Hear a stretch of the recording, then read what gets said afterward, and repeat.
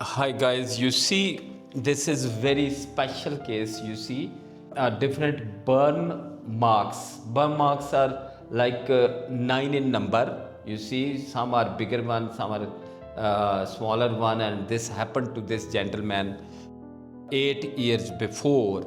It is actually a chemical burning, and drops of chemical dropped on the head when he was working in some factory, and he got this burn 8 years before, and he is here to fill it up with hair transplant surgery. We are doing hair transplant surgery to him, and we will cover the whole area with hairs, and hair will be taken from the permanent donor area to put in this area, and we will show you the after pictures as well, because we will create a masterpiece and you will see how beautifully it is done.